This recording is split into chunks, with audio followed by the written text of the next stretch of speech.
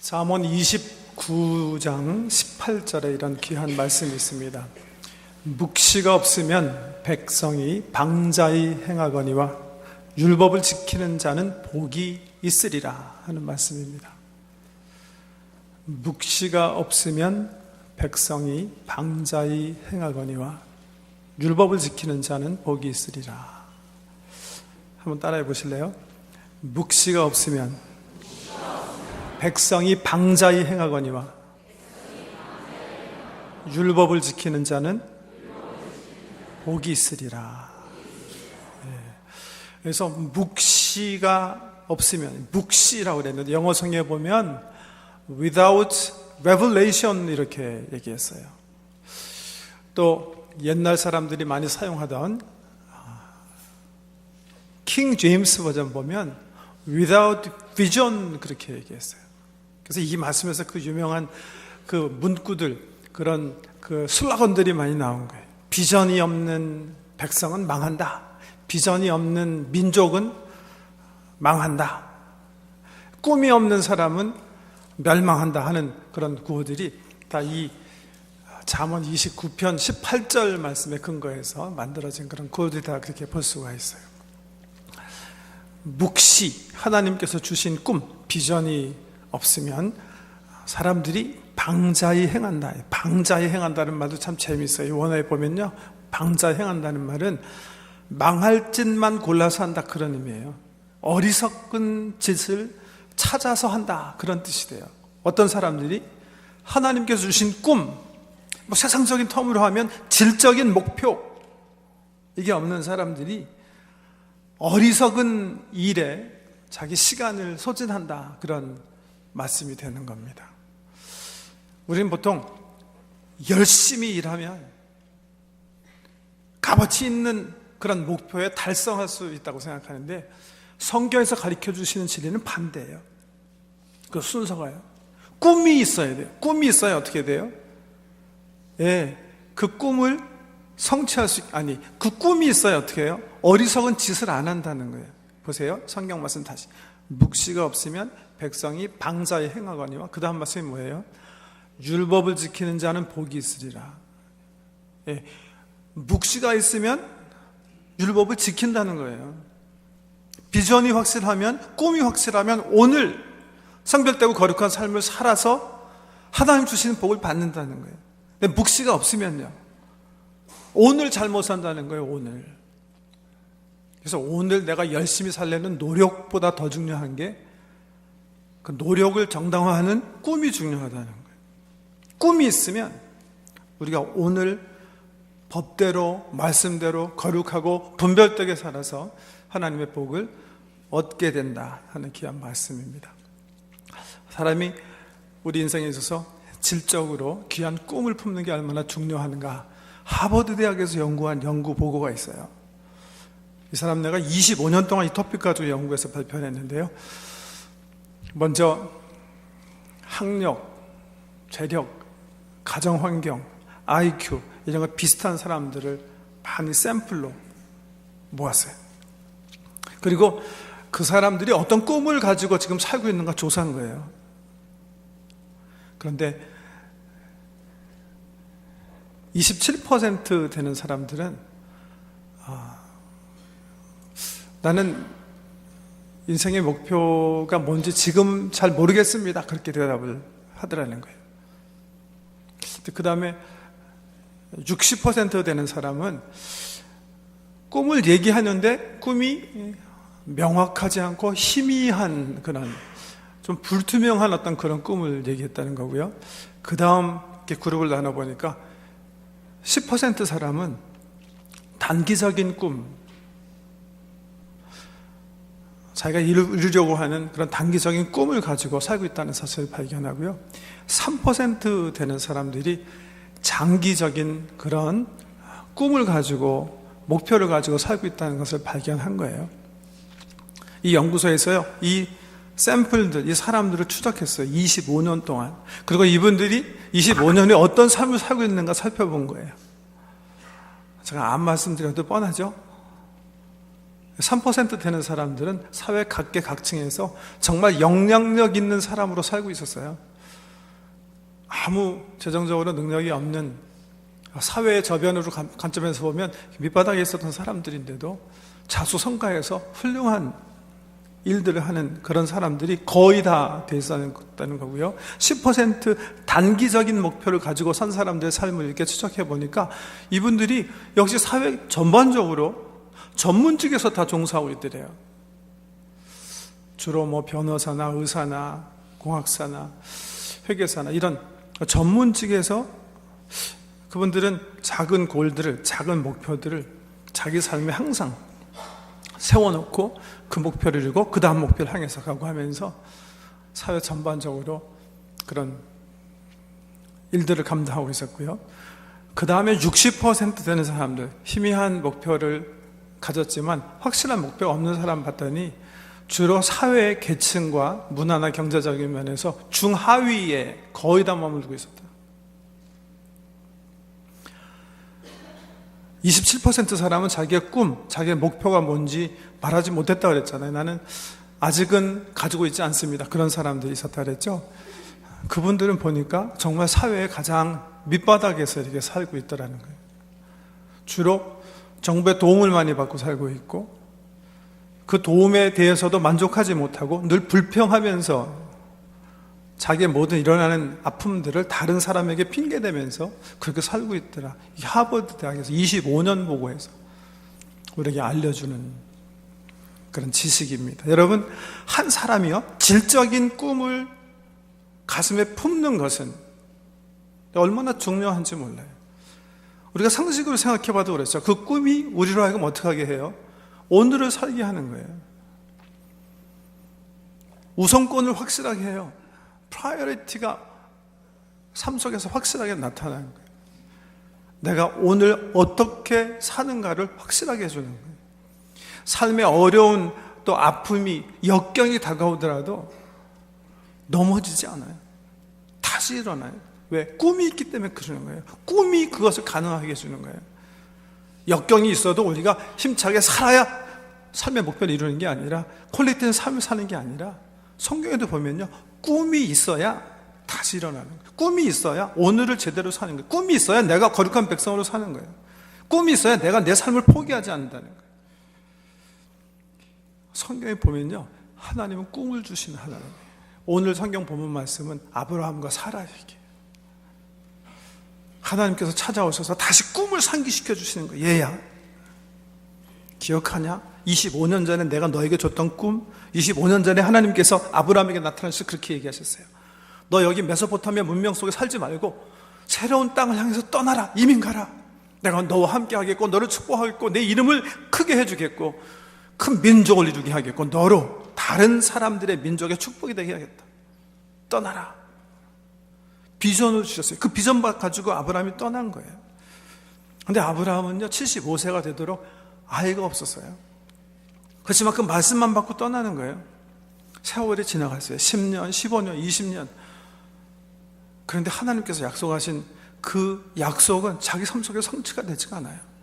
뭐 아들, 딸 하나라도 있어야 뭐가 이 민족을 크게 되게 하든지 그 후손이 잘 되게 하실 텐데 자기 몸은 점점 쇠약해 가는데 자기 삶 속에 기대했던 그 소망을 품었던 아이는 태어나지 않습니다.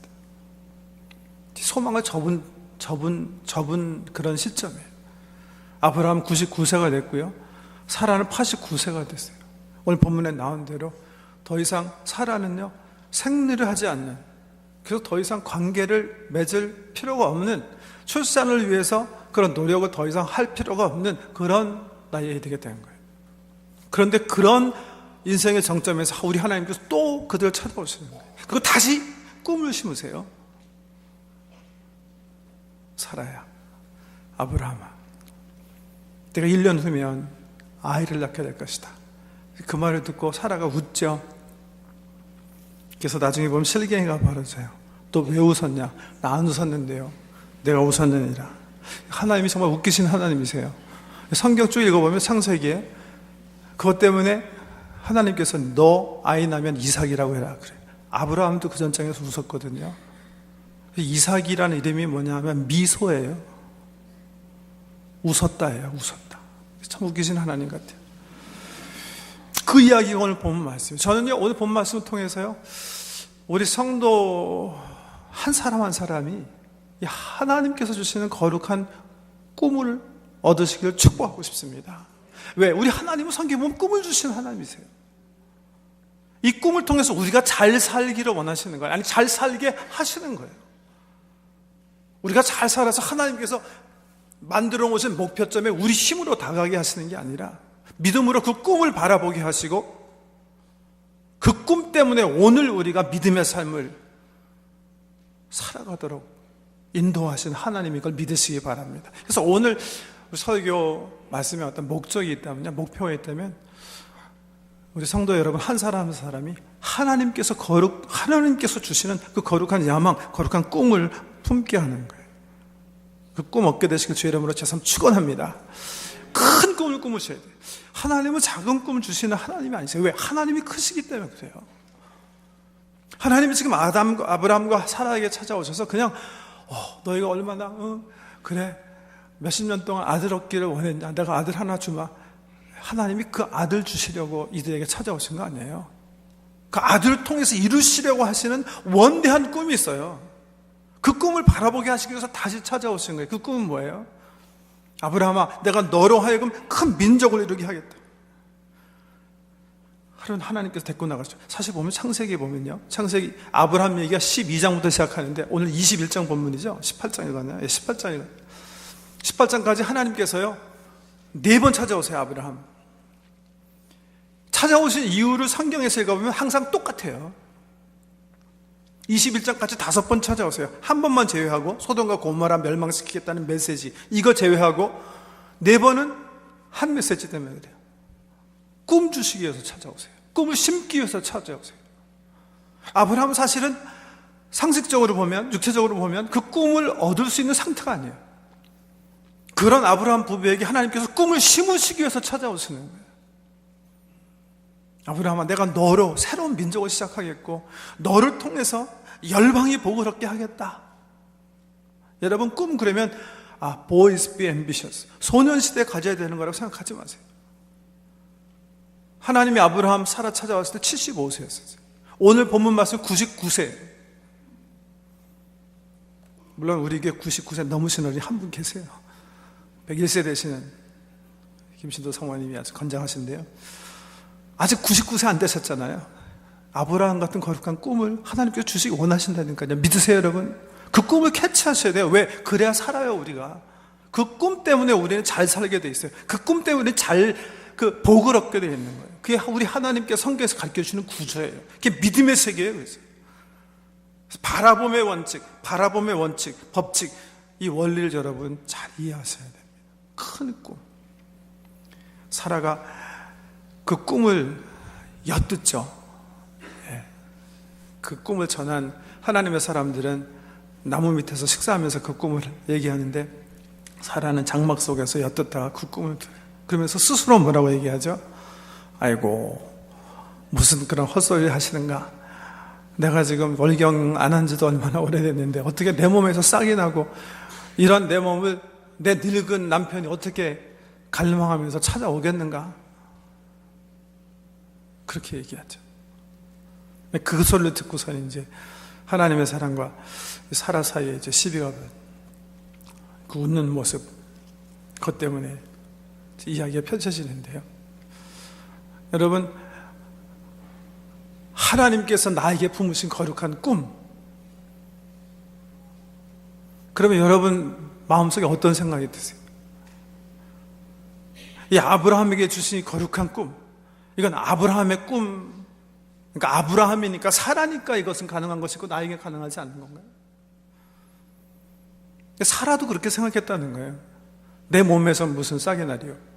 내 몸에서 무슨 애가 출생할 수 있겠는가? 그렇게 불신앙의 자세로 하나님께 선포하시는 말씀을 받았다는 건데요.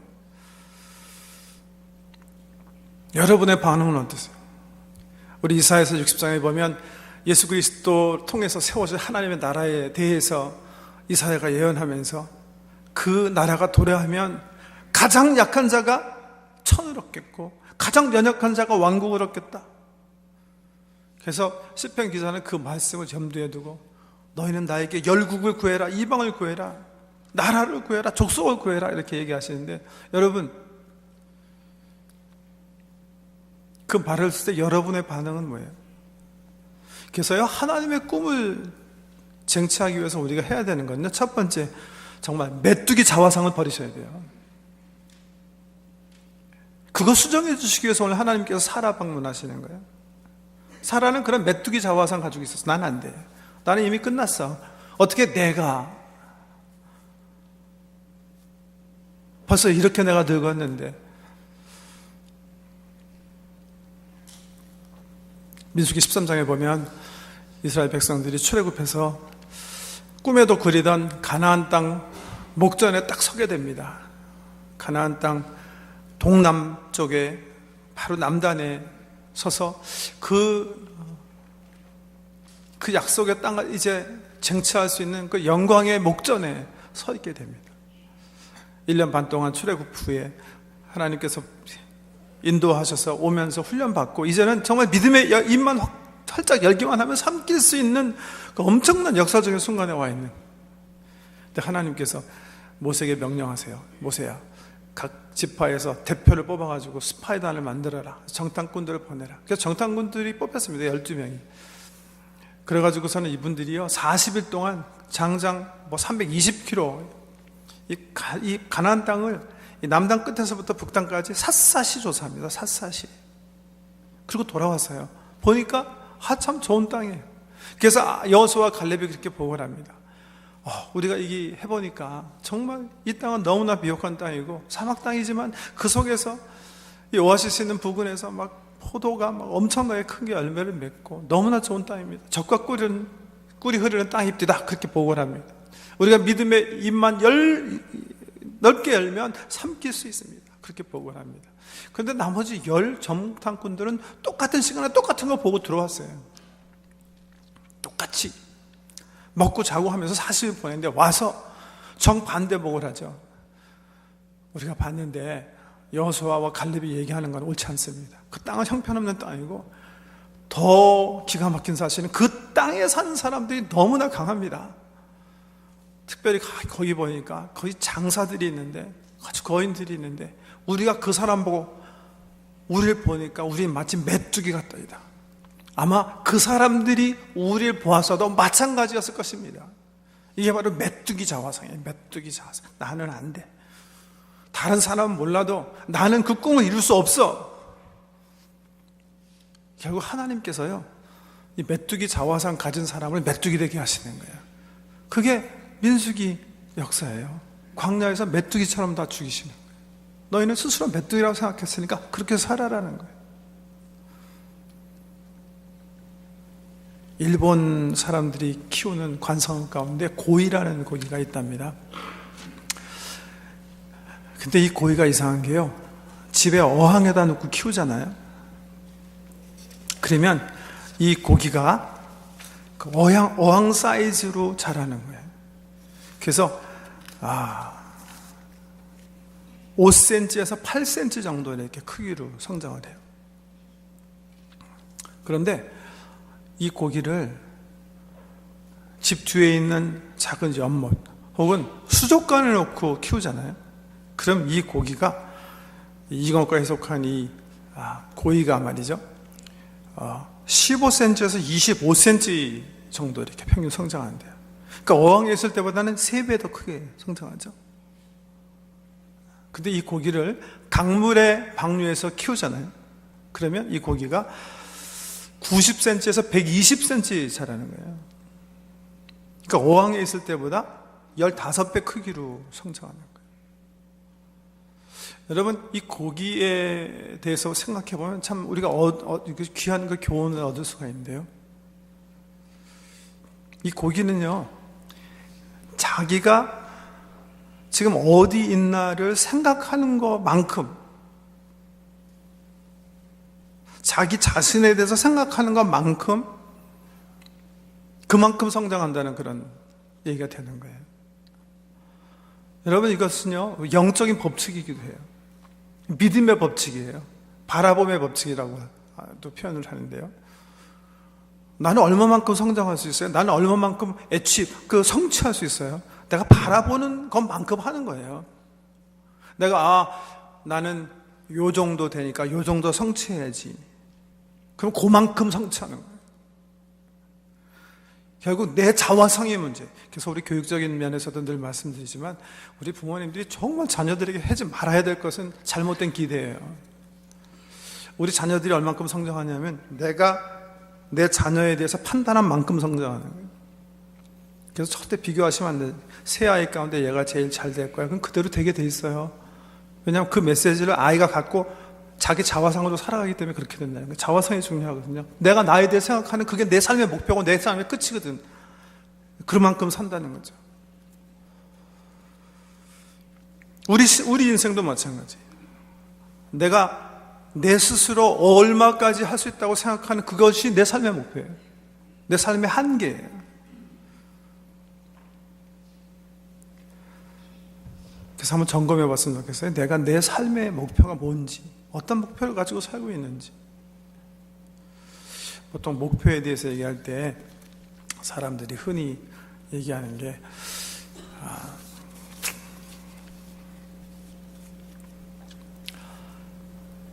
수단적인 목표가 있고요, 수단적인 꿈이 있고 궁극적인 꿈이 있는데 이걸 잘 분별할 줄 알아야 돼요. 아까 우리 하버드대학교의 보고서 얘기하면서 장기적인 목표를 가지고 있는 사람들이 있다, 그리고 단기적인 목표를 가지고 있는 사람들이 있었다, 그렇게 표현했었는데 이 단기적인 목표를 가졌다는 사람들은 대부분의 경우 이 수단 목표를 가졌다 이렇게 표현할 수 있는데요. 예를 들면 내가 변호사가 되어서 혹은 의사가 되어서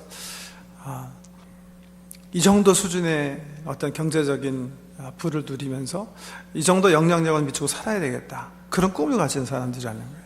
단기적인. 그런데 장기적인 목표를 가진 사람들을 보면 이렇게 얘기를 하는 거예요. 나는 3세기에 가서 가난한 사람들을 위해서 사업을 해서 이 사람들을 배불리 먹게 해야 되겠다 하는 더 궁극적인 꿈을 가지고 있었다는 거예요.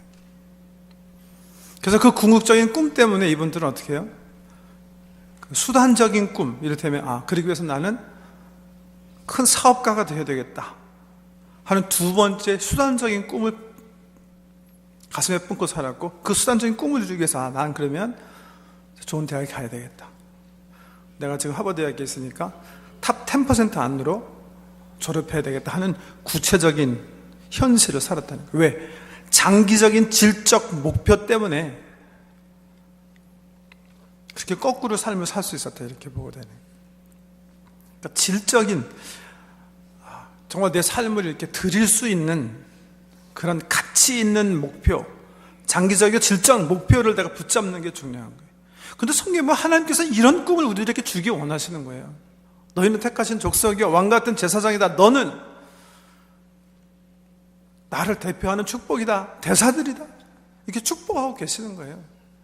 네가 아직 사회적으로 연약해 보일지라도 나는 너로 하여금 나라를 얻게 하겠고 민족을 얻게 하겠다, 그런 꿈을 던져주시는 거예요. 이 꿈을 붙잡으셔야 돼요. 이 꿈을 붙잡으셔야 돼요.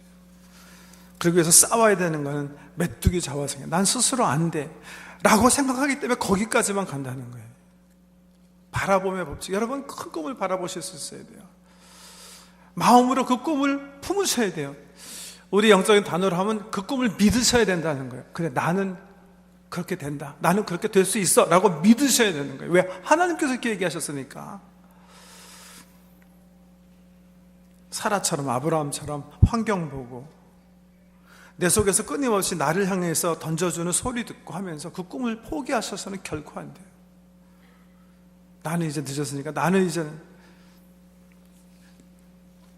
원대한 꿈, 거룩한 꿈을 가슴속에서 얻으셔야 됩니다. 그러기 위해서 메뚜기 자화상을 버려야 되는 게 처음이고요. 두 번째는 뭐예요? 저는 선포하셔야 된다고 생각해요. 선포. 입으로 선포하셔. 저는 오늘 이 설교 말씀 마치고 나서 여러분과 함께 잠깐 기도하기 원해요. 왜? 우리 각 성도님들이 그 꿈을 입으로 선포하게 하기 위해서. 로마서 10장 보면 이 귀한 영적 법칙을 이렇게 바울이 얘기해요. 사람이 마음으로 믿어 이르고 입으로 시인하여 구원에 이르느니라. 여러분 마음에 믿음을 갖고 계시면 그 믿음을 하나님께서 의로 여기세요. 아브라함은 자기 상태 스스로 판단할 때는 아들을 얻을 수 있는 상태가 아니었어요. 그렇지만 하나님 말씀을 믿었어요. 하나님께서 나를 큰 민족 되게 하셨다니까 나는 하나님을 믿는다. 하나님께 소망 둔 거예요. 하나님께서 그것을 의롭게 여기셨어요. 의롭게 여기셔서 주신 축복은 뭐예요? 그와 함께 하시고 그 꿈을 성취하게 하시는 거예요. 마음의 경영은 사람이 할지라도 꿈은 하나님께서 성취하신다고 그랬거든요. 그 꿈을 이루는 것은 하나님이라고 그랬거든요. 우리가 해야 할 가장 중요한 부분은 뭐예요? 하나님께 선포하신 그 말씀을 믿는 거예요. 믿는 거예요. 내가 믿음을 갖는 거예요. 그 믿음, 그 경영을 하나님께서, 그 마음의 경영을 하나님께서 이루신다. 하나님께서 이루신다. 마음으로 믿어 의에 이르고 의인이 되고 하나님 앞에서 축복받을 사람이 되고 그 다음에 뭐예요? 입으로 시인하여 뭐예요? 구원에 이른다. 다른 말로 하면 입으로 시인하면서 뭐예요? 그 복을 얻게 된다. 그런 뜻이에요. 선포하십시오. 오늘 1부 예배 때는 시편 42편을 교동문으로 선택해서 읽었는데 거기 보면 선택의 원리가 나와 있어요. 목마른 사슴, 우리 찬양했군요. 목마른 사슴이 시냇물 찾아 헤매듯이 내가 주님을 갈망합니다. 이 사람이 왜 갈망하냐면 지금 자기 환경과 처지를 보니까 너무 힘든 거예요. 주변의 사람들이 그 시인에게 나와서 너희 하나님이 어디 있느냐? 너가 정말 하나님 믿는 사람이냐? 그렇게 말할 정도로 이분의 삶의 환경이 너무나 곤고한 거예요. 그런데 더 힘든 적이 있어요. 그 시편에 보면 뭐냐면 자기 영혼에서 올라오는 소리예요. 낙심의 소리. 소리를 듣고 있는 거예요. 이 시인이에요. 너는 안 돼. 너는 끝이야. 너는 터널에 있는 게 아니야. 동굴에 있는 거야. 끝이 없어. 너에겐 더 이상 미래가 없는 거야 하는 소리가 자기 마음속에서 끊임없이 올라오는 거예요. 여러분 아침에 귀를 기울여보시면 그런 음성이 들려오는 경우가 있죠. 어제 일 상기하면서 안 돼. 나는 끝장났어. 끝이야. 더 소망이 없어. 해봤자야. 내가 뭐를. 그런 소리 있잖아요. 그 소리를 시편 기자가 듣는 거예요. 그래서 자기에게 선포해요. 자기에게 뭐라고? 내 영혼아 어찌하여 내가 낭망하는고 내가 어찌하여 낙심하고 절망하고 있느냐 이렇게 자기 스스로 얘기하는 시편 42편 집에 가서 읽어보세요. 그래서 자기 영혼을 향해서 이렇게 얘기해요. 영혼아 내 영혼아 하나님을 바라라. 하나님께 소망을 두어라. 너는 다시 하나님을 기뻐하게 될 것이다. 너는 다시 하나님의 찬송이 될 것이다. 내 영혼아 낭망하지 말아라. 너를 보지 말아라. 내 소리를 듣지 말아라. 내 소망을 하나님께 두고 하나님의 음성에 귀를 기울여라. 여러분 하나님의 음성에 귀를 기울이시기 바랍니다. 그거 선포하세요. 나는 위대한 하나님의 백성으로 삶을 살게 될 것이다. 내 민족은 내 가문은 아브라함 가문보다 더 하나님의 영광의 역사를 쓸 것이다. 믿음으로 선포하시기 바랍니다. 하나님은 그 믿음을 의로 여기세요. 이 사람이 나를 믿는구나. 자기를 믿지 않고 나를 믿는구나. 의로 여기시고요.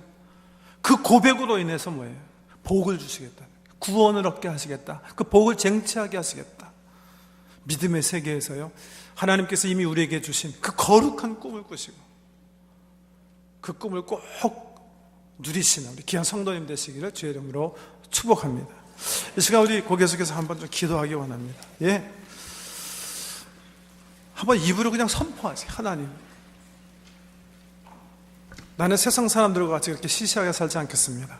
나는 하나님의 거룩한 백성으로 살고 우리 자손들이 나를 기억할 만한 신앙의 위대한 위인으로 살고 우리 가문 아브라함 가문처럼 하나님의 영광의 역사를 새롭게 쓰는 그런 가문이 될 줄 나는 믿습니다. 그 비전 위에서 내가 기도하고 그 비전 위에서 내가 오늘도 믿음으로 삶의 씨앗을 심겠습니다 하는, 입으로 한번, 마음으로 믿으셨으면 입으로 한번 고백하세요. 기도로 고백하시고 그 꿈, 그 축복을 꼭 누리시는 여러분 되시기를 바랍니다. 기도하십시오. 존귀하신 아버지 하나님, 하나님께서 우리에게 기대하시는 그 거룩한 꿈을 다시 우리 영혼에 품습니다. 하나님의 나라에서 작은 자가 천을 이루게 하겠고 연약한 자가 한 나라를 얻겠다고 하신 그 축복의 말씀을 우리에게 주셨습니다. 하나님, 이 꿈을 품게 해주시옵소서. 이 꿈을 위해서 기도하게 해주시고, 아버지 적은 꿈들, 수단으로 우리에게 주어진 것, 아버지 이런 것들은 그냥 그 꿈을 위해서 사용할 줄 아는 지혜로운 삶의 건축자들이 되게 해 주시옵소서. 수단과 목표가 무엇인지 잘 분별할 수 있는 지혜를 주시옵소서. 하나님께서 우리에게 주신 거대한 꿈이 있습니다. 그 거대한 꿈을 향해서 믿음의 입을 활짝 벌려서 하나님 그 거룩한 축복을 쟁취하는, 믿음으로 얻는 그런 은혜들을 누리게 해 주시옵소서. 내 형편과 처지를 보지 않게 해 주시옵소서. 나를 다른 사람과 비교하지 않게 해 주시옵소서. 내 삶의 아버지 약한 부분들 때문에 아버지 사탄의 소리에 귀를 기울이지 않게 도와주시옵소서. 부정한 생각들은 성령께서 막아주시고 하나님께서 주신 거룩한 열정과 생각으로 우리 영혼이 활활 타오르도록 하나님 축복해 주시옵소서. 아버지, 정말 천을 얻게 하시고 민족을 얻게 하시는 귀한 역사들이 우리 삶 속에, 우리 민족의 삶 속에, 아니 우리 자손들의 삶 속에 꼭 나타나도록 하나님 도와 주시옵소서. 주여 감사합니다.